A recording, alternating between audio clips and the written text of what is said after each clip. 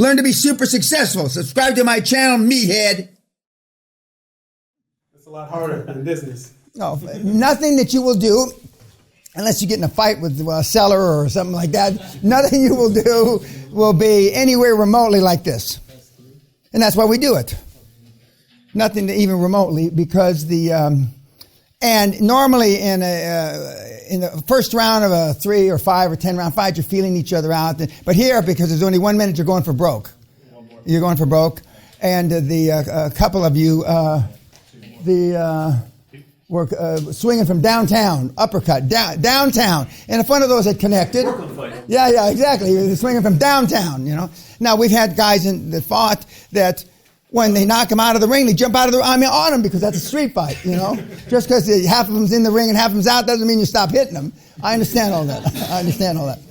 But what else to take away from the boxing in the back? Yes, sir. I need to train in order if I want to get better at that. Yep. Well, practice. And a couple of you have some skills. It's easy to see the people that were just in there because they wanted to show they could do it, had no skills. Very few of you had any cardio enough. You did. Cardio to stay, and that's only 1 round, guys.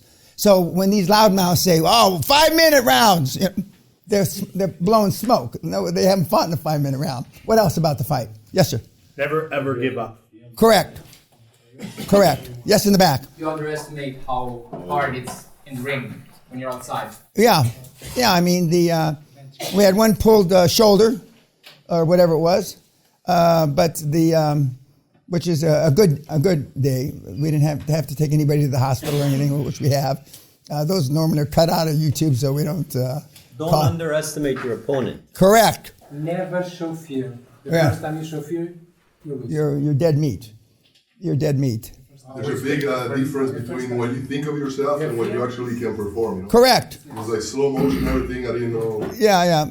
And and some of the bigger guys just use their weight to push the other opponent away and push them in, you know. But at some juncture, pushing them away doesn't get you maybe clocked in the face. But it was a good group. Any other comments? Yes, sir. First impressions matter. Whenever you first step in the ring, those first few seconds changes the entire fight. Correct. And throwing the first punch. Pardon? Throwing the first punch. The first punch. And I'm from the school. In addition to not turning your back, land the first punch. I don't mean dancer. I mean land the first punch, because that sets the tone. Because if you hit somebody hard enough, even on a subconscious level, I don't want to get hit like that again. So, and once you have the advantage, and what QLA gives for you is that little bit of advantage. Now, there's 10 or 15 or 25 things that you're going to have an advantage of, and you're going to use one at a time, and then you're going to have the banker on the back foot, you're going to have the motivated seller on the back foot, you're going to have the accountants on the back foot, you're going to have the lawyers on the back foot meaning off balance. And all you need is a little advantage. And it's good practice. And when you guys say that you're going to get involved in martial arts, I almost always say boxing is the best one, because pulling your punches and taekwondo and stuff like that doesn't do anything. You got to get clocked. You got to get hit.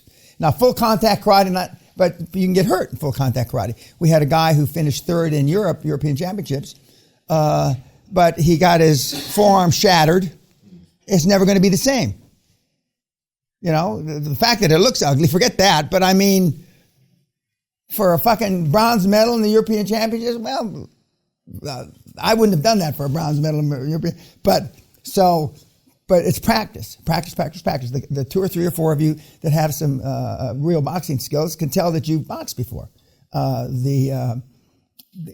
I mean, it's a great tool. It's a fucking great tool. What else? Yes, sir. So I just have a question. Like long term, even if you're training and sparring a little bit, but like for 10 years, 15 years, what's the brain damage or the cells or whatever? Well, I mean, with the greatest respect, you guys aren't hitting enough to get brain damage. Hitting hard enough. I mean, but consistent, you know. Well, I mean, but unless you're going, full contact. Now, the guys like Muhammad Ali, they fought thousands of rounds. And if you wear it, and I know I didn't used to like to wear headgear because it was always slipping off, like it had to happen to some of you. But if, I know guys that are my age, that are still boxing, that are using headgear. And because the cumulative punches have been proven now, not just from American football, but from boxing and other contact sports, even rugby, your head can only take so much brain shaking around. Because when you think about it, the brain is floating in there, in whatever that fluid's called.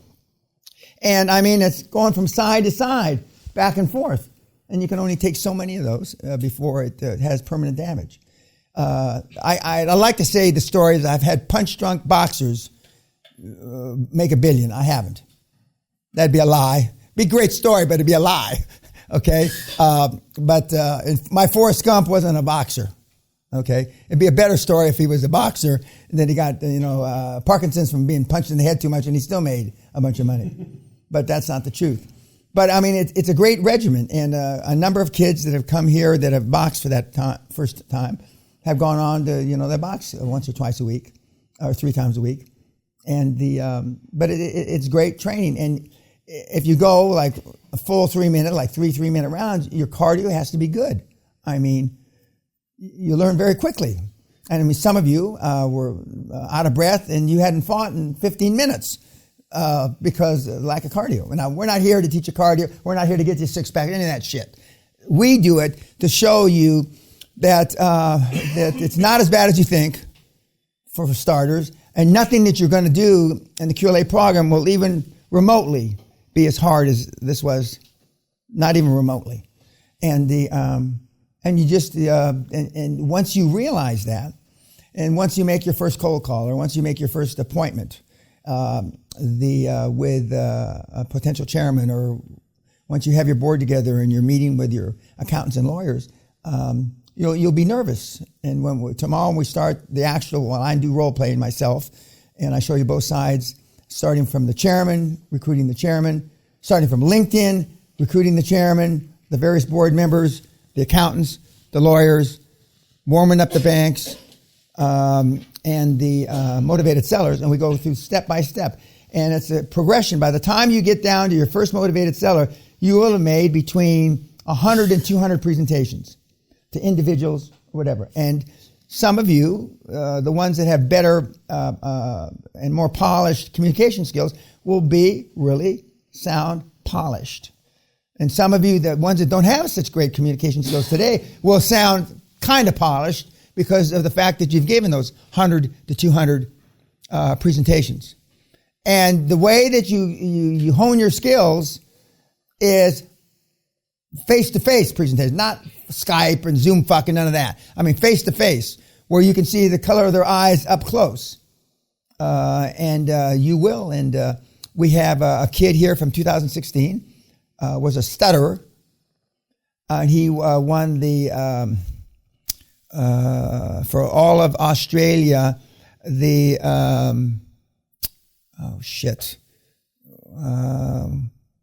what do I tell you the club to bring? Toastmaster of all Canada.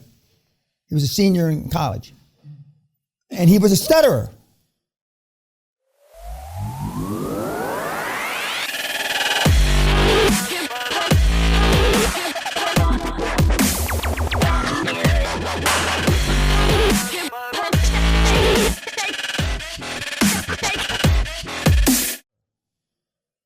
But, he says if you make 500 speeches, it takes more energy to stutter.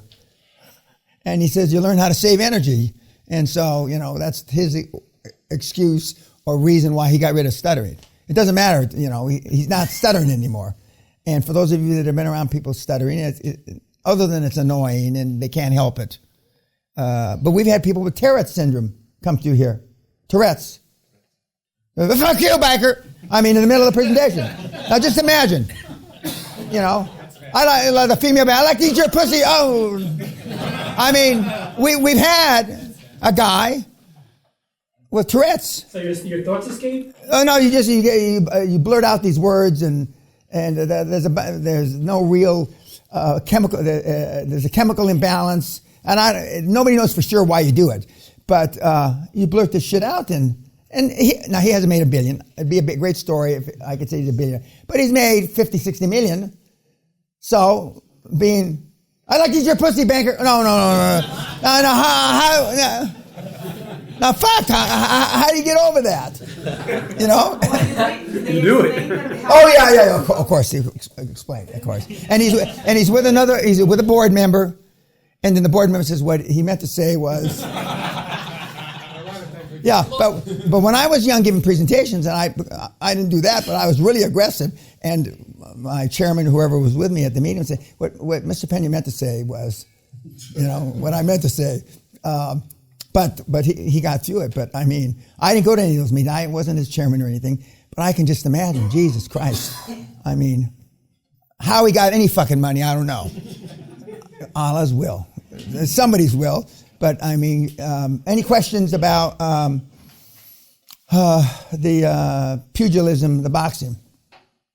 Guys did good. Guys and gals did good. Who's my 5:30? 6:30. Back-to-back Goomba brothers.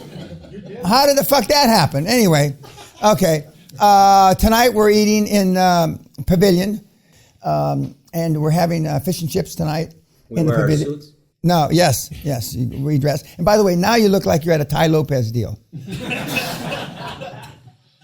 Or anybody's deal. I mean, we dress again, and and you've gotten those things to read. One is about fear, and one is about the richest lady in China, and we will talk about that tomorrow from your homework. So if there's what? What's the homework? The movie. Oh, the movie. And that I just passed out to you. This is only to read, only to... No, you write about them. But your takeaway. The takeaway on the 26-year-old... No, we're not. Okay. The 26-year-old lady that didn't take a day off in 26 years, it's... Read it and write about it, but it's the same thing. It's part of homework. Yeah, homework. I mean, she missed her kids, but she wanted to make money more.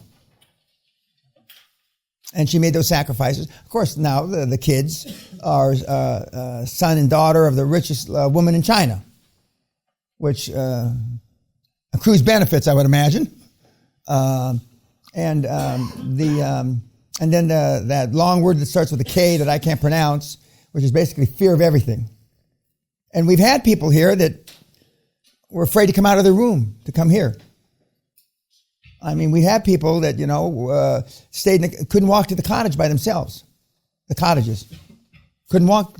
One of the guys, would volunteer to walk them down there to the cottages. Now, that cottage, and there's ghosts on the property all over the place. But I mean, that cottage, now we don't, I don't like to use the electricity. It costs $10 an hour to heat and have lights in this castle on the grounds. $10 an hour, $240 a day. But if we cut off the street lights, but then you're walking in the dark. And I know you're all big boys. Now I know you don't mind walking in the dark, but on days when there's no moon and it's pitch fucking dark and a fucking deer runs in front of you, I mean, you shit yourself. And we've had guys walk into the lock. Now they were drunk. Okay, they were drunk and they walked into the fucking lock. They got out, it was more embarrassing than anything else, but they walked into the lock. And the reason why we don't let you use the golf carts, even though they're there, is because we've had you guys drive the golf carts into the fucking lock. So, we drive you in the golf carts to take you for your luggage, but we've had it all. Okay, any questions from anybody about it? Yes, sir. So how are we dressing tonight? Suit. Okay. Suit. Not Brooklyn. Suit. Okay. Any questions, comments about anything? Boxing, Mr. Peña? No, we're not boxing anymore. Okay, go ahead. I just wanted to say that when we were boxing, I learned that when we tire, even though you get tired, you got to keep going no matter what, and then you get fucking caught. Yeah, well, you're gonna be tired. I told you already, a third of you are going to come down really sick in the next 2 to 3 weeks. some pneumonia. I love when a six-packer gets fucking pneumonia. The air conditioner. Yeah, well, it's not the air conditioner. All you guys, because you're going to be pressing yourself psychologically. You're going to be pressing yourself probably more than you've ever pressed yourself before, because you know that it's achievable. Especially the old fart that just broke the record. In 73 days, it's achievable, and he did it in 58 days. Which I said 60 days should be the record, but the deal fell out of bed or something, I don't know, and so it took a few more days. But and so you're going to be pressing yourself. But for most of you can probably cut your physical exercise in half, because you only need really 30 to 45 minutes, 3 or 4 days a week. That's all you need. Because I'm not there for you to burn up calories. I'm not there, God knows, to get a six-pack. You're there just to have your blood rate changing. Like I use a big kettle. Is that what it's called? Those things? Yeah, a big 60-pound. What do you call it? What? No, it's a kind. It's a kind that you lift up and it's got a handle. Yeah. But mine's a fancy one. You can add weights to it, subtract weights to it, and go up, really heavy. That's how I get my blood going in the morning. After I pole vault into the bathroom to take a pee, and then I do those and squats and various kettle exercises to get my blood flowing. Because every morning I get up, I thank Allah I got up.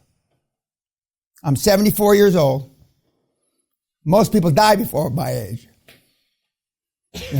But I thank Allah. And so my way of thanking Allah is that I get my blood pumped up before I take a shower with the kettle. Ball, what are they called? Kettle. Yeah, well, anyway, I got them anyway. And for those of you that were doing push-ups and stretching, it's too late. You're stepping in the ring in 6 minutes. It's a little late to be doing that. But I enjoy seeing it. Okay, we'll see you tonight at dinner. I'll see you my 5:30 over in the castle.